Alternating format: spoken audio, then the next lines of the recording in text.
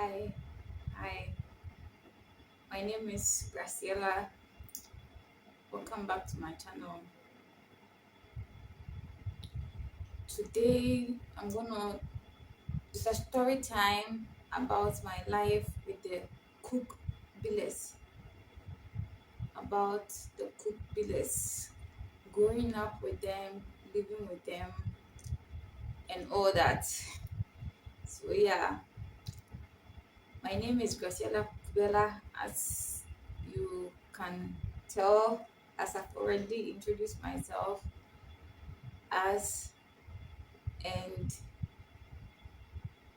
yeah, let's begin. Where do I even start? Let me start with what I remember. So I remember we living in a mansion. When I say a mansion, there are so many types of mansions, so many types of them. But in this mansion that we lived in, we had the boys' quarters. It was a huge house, a very huge house, about 8 to 10 rooms. Yeah, but it wasn't all fully done. It wasn't even finished. Some of the rooms they didn't have water closets. Some of them didn't have pipes and everything. But then the house was covered with plants, flowers everywhere plants. This is how I grew up. This is the house that I grew up in, and we were surrounded by so many different people, as I stated in other vlogs, that I was moving from places to places. But today I'm going to focus mainly on Mr. and Mrs. Kugbila. This is and the kids, Rebecca, Michael, Isaac, Elizabeth, and I, our life together. Today, this is what I'm going to focus on purposely. So, growing up with them, I never belonged, and it's not because of me, it's because of them as well. They did everything not involving me. It was like I was there, but then I wasn't there. This is how my life with them was. It was like I was there, but then I wasn't there. So Mr. Samuel was never around. He was based in Accra, and then he used to come to. We were in Kumasi. This is where the house was. So he used to come to Kumasi from time to time. And Madam Rita too was never around. We shared a wall with a story building. It was like a big house also, like rich kids. I remember them even coming to us and playing with us. We'll be jumping on the bed. Like the kids from that house, they will come. Like it was me jumping on the bed with them and Rebecca. I remember this. So in the morning she will go be there all day and then come. That is when we were not in school. But if we were in the house, this is what I remember and I recall. So she will go in that house, or she will be in, there was another house, like there was a street. So after that street, there was another house down there, or she would be in that house. That house was the house I told you guys that there was a huge chicken company. They used to kill chickens and so in bulk. She would be there. She was hardly at the event center. The catering was like a catering school actually, a catering event thing, because they used to cook for weddings, make cakes and all this type of stuff for weddings. So I was the one who was mostly there. I was mostly there. So if I wasn't there, and that too was a huge house, so the event people were at the top, and then there was another mixed couple, like a white man, like they were white. Yeah, they were white. They were white. They were white. Yeah, they were white. They were white. So it's either I was with them with two boys. They had two boys, and then the lady who was taking care of that boys, I think that was the sister of the man or of the woman. They were like a pastor. He was a pastor, so I was mostly there, or I was at the event center there. But most of the time, I was with this family, the white family, and then the one of like the I don't know whether it was the sister or whoever, but she was the one who was taking care of the boys. She used to sew a lot, like sew. So I'll go and then sleep on the table that she used to sew on. I'll be on that table.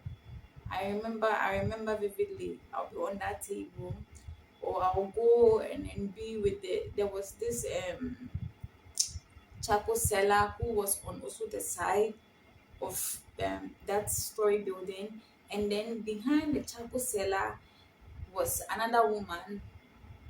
It was like a rich community. Let me put it this way: it was a rich community. Everywhere was rich people. Everybody was in their houses, but I was like everywhere, moving from places to places, going around. That was how I was like, or I'll be on my bicycle riding, or yeah, I'll just be randomly everywhere. But Madam Rita was never there. So basically, I was the one taking care of the kids. Like, that's what I remember. And yeah, I quite remember I was sick a lot from food poisoning. And because I used to run, one time I fell on my chest. That was like the biggest hospital I had. And I remember at the hospital, people asking me if I wanted to leave. And I was like, yeah, I wanted to be in life again. Yeah, I remember that. So basically, living there, yeah, yeah, and living there, I didn't belong, like I said. And every time that Mr. Samuel will come from Accra, I was his target. He would beat me. He would beat me. I remember even going to school, and then my colleagues will ask me that, where are your family? Like, are you sure these people are your family? People around us, I'll go to people's houses, and then the kids will ask. Because, guys, growing up, I was so pretty. I was so pretty. My hair, curly and silky. It's still curly and silky. The kids will play with my hair and all those stuff. So I remember kids asking me, is this people your family? And then they used to target Rebecca a whole lot. Like, they will beat Rebecca. They will beat Rebecca because when her dad comes, Rebecca was a daddy's girl. Like, she will put he Mr. Summer will put Rebecca on the neck, and then they'll be playing around, doing stuff. While I was the punching bag, and then um Miss Rita, Madam Rita too, will pamper Rebecca. This is what I remember. I remember even Rebecca used to close from school and to come and drink breast milk. Yeah, Michael to the same. Michael to the same. And they just abandoned me basically. They just abandoned me basically. Growing up spiritually, physically, because me growing up, even when I was like 8 years, 7 years, I was very, very prayerful. I remember I would sit in the room and pray from morning to evening. Like, I would pray and fast. I was very, very young, but I would pray. I would pray, pray, pray, pray, and God will reveal things to me. Seriously, it's not a joke. And the things that God revealed to me when I was a kid, I see them happening now. I see it happening every day. Sometimes it happens, and I'm like, it's like a deja vu. It's like I've witnessed it before. Then I remember that, yeah, in my prayers, God revealed this to me. I remember.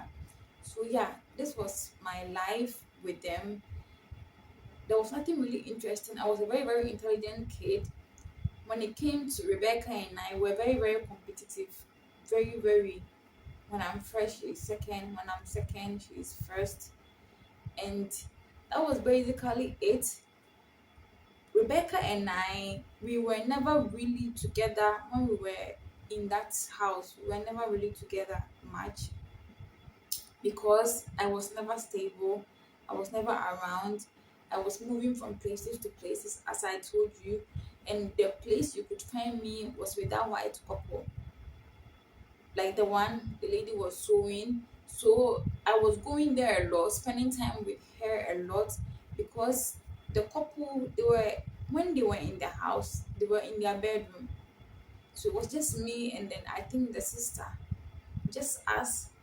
So I will go and sit then to so, or at the event place, the catering school, they will make cakes. This is why now I don't really eat cakes a lot, because especially the topping, the icing, the sweet. We will go and then take the sweet and eat like all the kids, and then they were like kids in like a very bad building, uncompleted building. Those were like, let me say, the street kids. So sometimes they will come around, and me and them we will sit on the big, like the big bowl, the under of the rice. We will eat it together and stuff like that. This is what I remember. Yeah, there was nothing really much. And then there was another couple. They were from the north. They were very very rich, very very rich. Those were the electrical couples that I told you about. So them, they were so far away from us. So we used to walk to them. We used to walk all the way to them. And then yeah, this is the story of um my life there. I was never, I don't recall one time that me, Madam Rita, Mr. Samuel, Rebecca, Michael, Isaac, and Elizabeth, all of us, we sat down and we ate together. It never happened to me.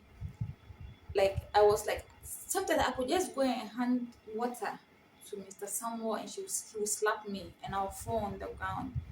So I was never welcome. So I was always like this in my corner. Like they will sit there, do their thing. Then I'm always like this in my corner, doing my thing as well. Like I said, I was very, very prayerful. So I was either praying or reading a book. I never really had friends at all, because other people, those kids that I would go to school with, in school we were cool and all that. But when we come home, everybody goes in their house. Everybody goes into their, because it was a rich neighborhood. So yeah, fast forward to Madam Rita and then Mr. Samuel breaking up, and then Mr. Samuel came and then took Rebecca, Michael, Isaac, and Elizabeth to Accra. So yeah, they took Elizabeth to Accra, all of them to Accra except me. So me, I was just roaming. I was roaming until Rebecca came. Rebecca came, and then Madam Rita found a new husband, that is Mr. Paul Jansen. So they moved to the village, which is Ampitia. So when they moved, Rebecca and I, we moved in with them. We moved in with them, and then we couldn't be there, so we moved back. Where we were staying, the place was called Tech. So we moved back, Tech, the cabin. Is it the cabin? Yeah, that's what they call that place, Tech, the cabin. So we moved back to this place, just the two of us living there. And then Madam Rita came and said she wanted Rebecca. So I followed. And then that was my stay with what is the name? Mr. Paul and Madam Rita. So when they moved to Accra, I didn't go with them until sometime I came to Accra to come and visit. So when I came to Accra to come and visit, that was when they were living in the house. What is the name? Passport. It's at airport. It's at airport.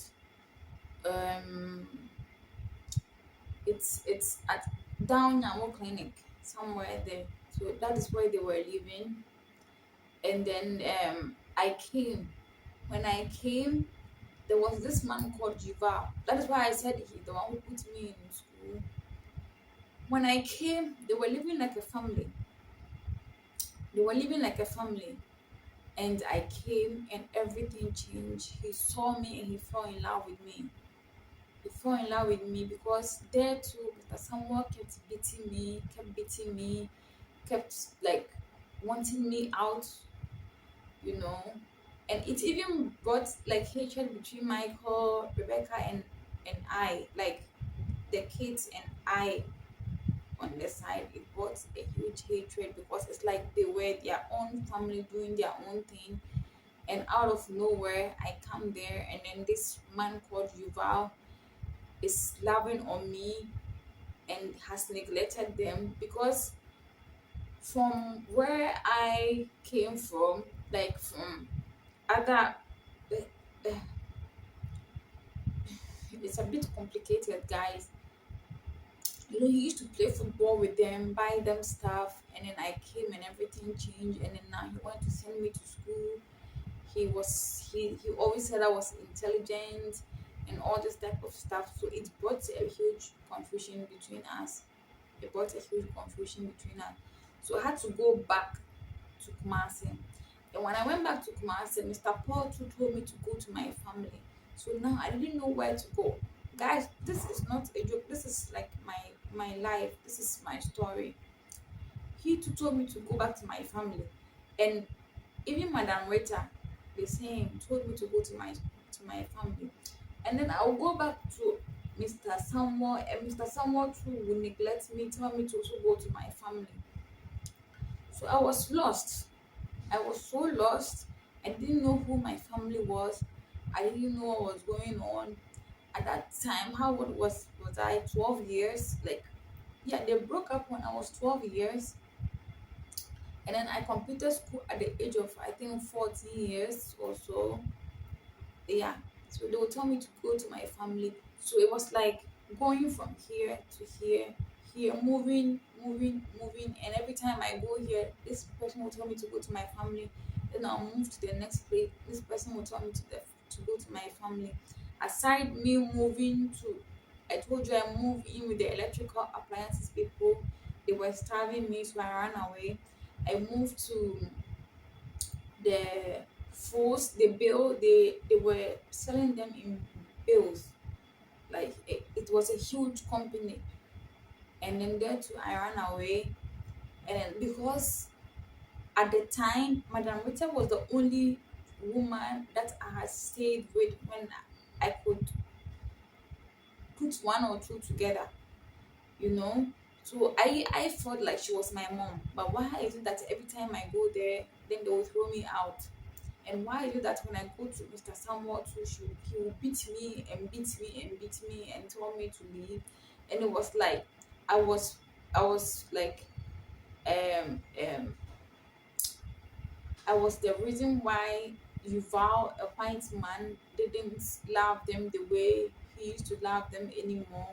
So they wanted me out, you know. So this is what kept happening, moving, and then fast forward, we moved to the customs. The customs, we moved in with someone. What is his name? Mr. Dan, which was also not our family because with time we got to understand. So it was Rebecca and I with them, and then I don't know what happened.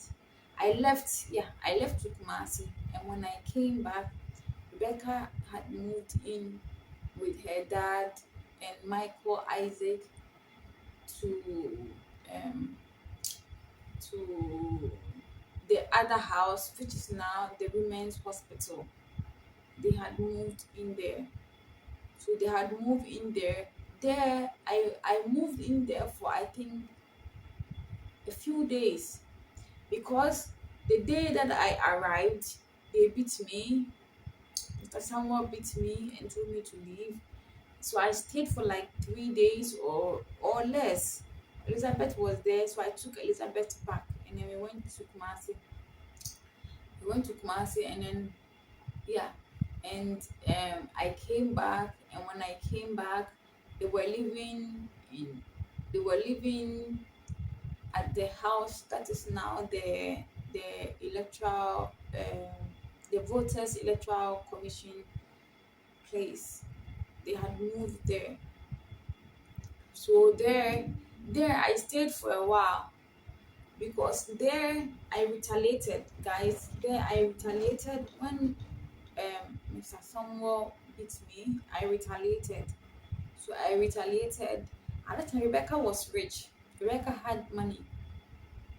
So Rebecca, I left to Kumasi again because, guys, the reason why I kept leaving to Kumasi, I had no one, I had nothing, and everywhere I went to, they kept telling me to move, to move. Even at Madame Rita's place, even at Mr. Samuel's place. So I felt like I was an orphan. And every time, I remember every time Mr. Samuel will call me a refugee. I remember every time he will call me a refugee, a refugee, a refugee, every single time.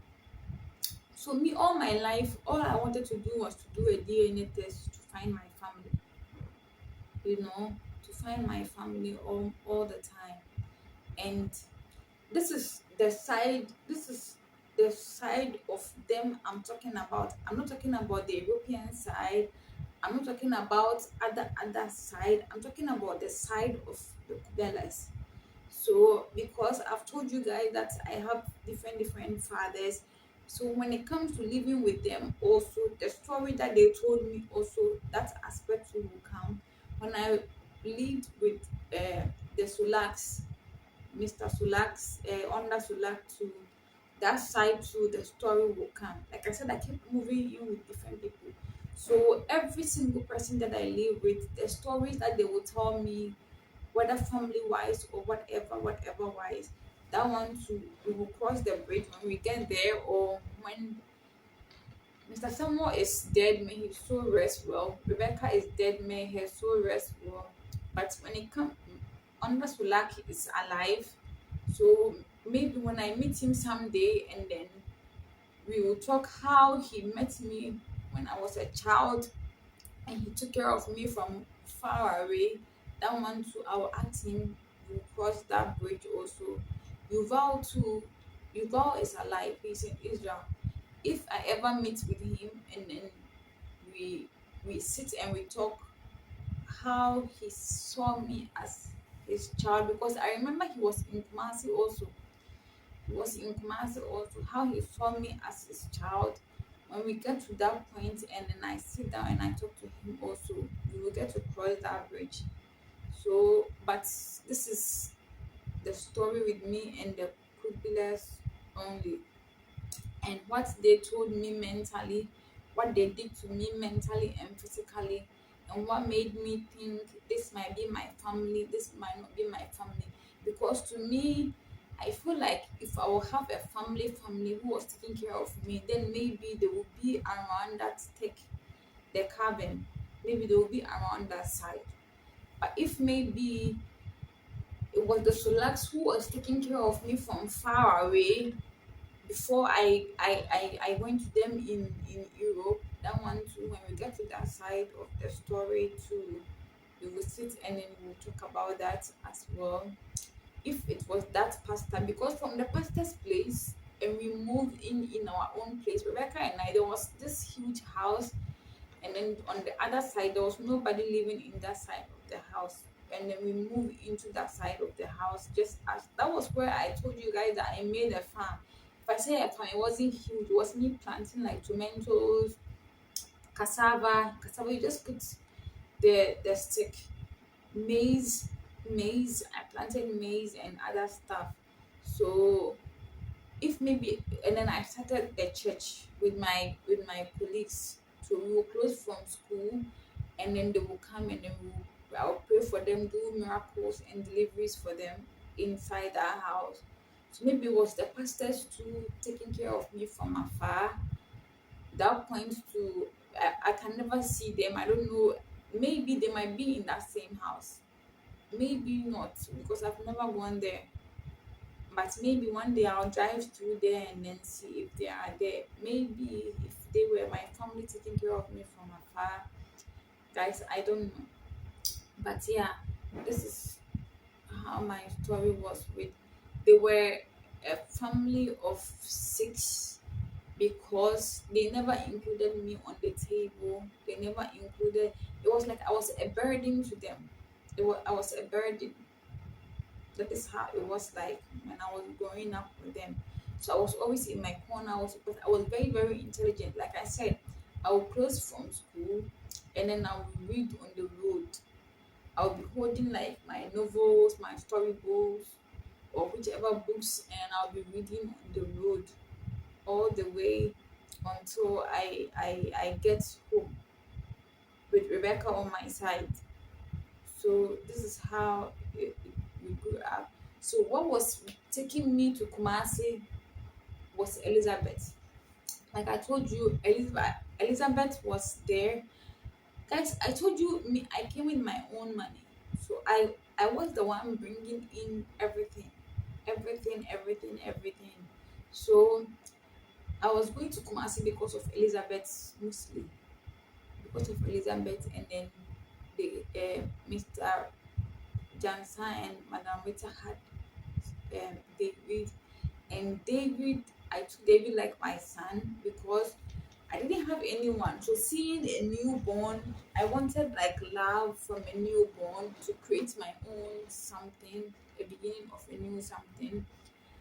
And there too, Madam Rita was never there when I was around. But according to stories and things I've heard, when I wasn't there, she was there. So I was the one washing the toilets of David, the napkins, washing all their clothes. So I'll go to school, come back, cook, wash their clothes, clean the apartment. Was that place that we lived to was a huge house. It was a huge house with a huge living room in the middle, and then the rooms surrounding it, and then it was a up and down floor until I left, and then they moved to another place that was just like a chamber in a hall, self-contained, and then they moved into that place, and then that was so I never lived in the chamber and hall self-contained that they were living in. I was in the story building with them, and then that is it. So I was, and then she used to sell bed sheets, curtains, and all this type of stuff. Then I would fold the bed sheets and then the curtains. One time, somebody asked why didn't I continue my school, and I said that because Madam Rita was chopping my money. And it's true. I said she was chopping my money because I was doing all this work, and then there was no pay, or there was no further of education for me, or she, even when I went to boarding school. This is why I think she's not my mother, because when I went to, even with Mr. Samuel, I didn't really care that much because he was never around, and every time I would see him, he would beat me or throw me out. So I never really considered him as my dad. But talking about a mom aspect, talking about a mother aspect, with her, when I went to boarding school, she never came to come and even check where the school was. She never called the mistress. She never, like I said, I ran from the school. I left everything because it was like a torture for me in the school. Nobody was coming there. Nobody cared. So this is why I told that she chopped my school money because she never paid me for the work that I did. And even if I wasn't her daughter, the work that I did for her, she could have used that money to send me through that education system, but then she never did. So yeah, I became like their maid because there too, I could just wake up and Mr. Johnson would tell me, go to your family, leave, go to your family, why are you here? Leave to your family. And then I'll be so confused. I'll be so confused. Like, where is my family? Who is my family? And why should I leave? Why should I go? You know? So yeah. So it started with David. So I will wash all the napkins of his toilet, wash everything clean, scrub the bathroom, clean the house. Then I'll fold the things that Madam Rita will go and sell. And when she comes back too, I'll make sure I fold the things that she went to sell and add more to it, and then count her money for her. This was my life with them. I never bleached because I didn't even know what bleaching was, but I was going fair and black. This is my skin, and this is how I have been. I was going fair and black, and that is it. And um, yeah. So and then Jennifer too came. I told you the story of how Jennifer came when there was nobody, just like this room. There is nobody. We put just the two of us. I put the clothes on the floor, and then she gave birth on it. And then the woman came, cut the umbilical cord, and then yeah, that was it.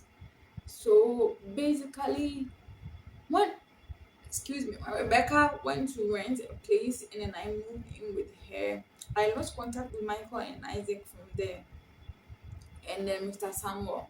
We lost contact completely. So during all these times, the places that I work, I was young. So from the ages of 12 going, from the 12 that I was folding Madam Rita's stuff for her to go and sell, cleaning the house, the bathroom, cooking, all those stuff. I was also doing photocopies and printing for the passport office. I worked with a lawyer family. I even took Elizabeth there with me when I worked with them. I worked with them for some time, and then I sold airtime. Yeah, at the ages of 12 to 16. This is what I'm talking about. I did airtime, and then I went to a cosmetic. I did cosmetics. I sold cosmetics. Yeah, and then I left the cosmetics, and then I did the music videos. I did the beauty pageant. I did the um, I did Nivea. I sold alcohol. I worked in the club for Hennessy. I did like the Hennessy thing for them. So I worked with Philips. Yeah. So from all those times going, and then living with Rebecca, it was just work, work, work, work. So I worked with all these companies based on contracts. So it was like contract, contract, contract. So we do like a 1 week, 2 weeks contract, then I move, 3 weeks contract, then I move. And yeah, this is the story of me with them growing up. So with us, there was never really like a sibling love. Michael, Isaac, Rebecca, and I, they were never like a sibling love, or we sleeping together, we playing together, we doing things together. It was never like that. It was totally different. I was never invited, and yeah, this is the story with me and them. Um, the story with me and Rebecca will also come in another vlog. Yeah, so this is the life that I have lived with the Kugbilas. I see them as my family. For the few times the betrayal and everything that came, and I have gotten to understand that there were certain things said behind my back for them, and then they came out with their story, and now this is my story as well, because I told them that they were not my family, and I'm right, and I still stand by my word. They are my family in the aspects of, okay, they fed me before. Even Mr. Samuel has never given me money before. Money like money. No. The only time that he would give me money back then, one city. Once in a while, just one city. but everything was given to Rebecca to handle. If we will go and buy food, I remember we used to go to the night market, the Osu night market, when we were living at Ridge. We used to go there and buy food. The money was handed by Rebecca. Rebecca was the one buying the food and everything. And everything. I was never like included in the family. I was never wanted. I was never, yeah, yeah. So to today, all the things that I've done for them, all the sacrifices that I've made for them, and the betrayal, the pain, the the torture they've putting me through, and I told them that we are not family, and then they are mad, and then they are trying to explain their side of the story, which they don't have. Because one time I told Michael that Michael hated me way back from Yuval's time, the Israeli man, from his time, way back from there. The hatred didn't start from now. This is why, from childhood to now, I've never really cared who my parents were, who my dad was, who my family was. I've never really given a shit. Seriously.